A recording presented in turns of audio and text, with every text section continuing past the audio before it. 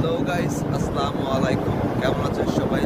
Welcome to my page Sellers Mind পেজের একটি নতুন ভিডিওতে আপনাদেরকে স্বাগতম। আমি আছি শেখ তাজ মাহমুদ। অনেকে আমাদের কাছে একটা প্রশ্ন করে থাকেন, এই যে সাগরের এত ঢেউ বা এত রোলিং হয়, সাগরে এত উত্তাপ, তো আপনাদের এই যে এই কন্টেনারগুলো পড়ে যায় না সাগরে? এই কন্টেনারগুলো কেন পড়ে না?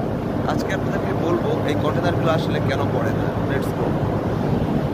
দেখতে পাচ্ছেন কন্টেনারগুলা সুন্দরভাবে আড়াআড়ি, আর এটা হচ্ছে শ্যাকেল, এগুলাকে বলে শ্যাকেল দিয়ে হচ্ছে বাঁধা আছে খুব সুন্দর করে।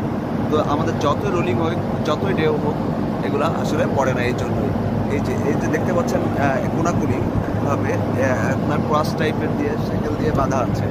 আপনাদেরকে যদি আরেকটু দেখায় সাইড থেকে, এই যে এই সব কন্টেনারগুলো এভাবেই আসলে কোনাকুনিভাবে বাঁধা আছে, যার কারণে সাগরের রুলিং বা ঢেউয়ে এইগুলা আসলে পড়ে না।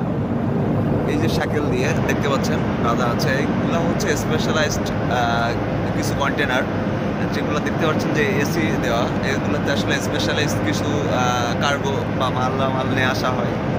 এই জন্য এগুলাতে হচ্ছে এসি দিয়ে রাখছে নিচে, এই আর কি।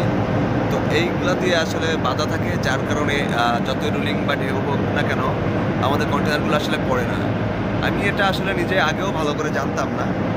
তো যখন আমি কন্টেনারে আসছি কাজের জন্য বা চাকরির জন্য শোভাতে, তখনই আসলে আমি নিজেই জানছি। আগে আমার মনেও এই প্রশ্নটাই ছিল যে এই কন্টেনারগুলো কেন পড়ে যায় না, কেননা সাগর এত ঢেউ বা এত উত্তাপ, হিসাব অনুযায়ী তো কন্টেনারগুলো পড়ে যাওয়ার কথা, কিন্তু কেন পড়ে না।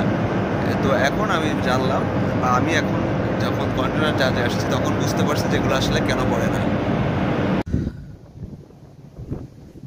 তো আজকের মতো এই পর্যন্ত। ভালো থাকবেন সবাই, দেখা হবে আবার পরবর্তী নতুন কোনো ভিডিওতে। আল্লাহ হাফেজ, টাটা, বাই বাই।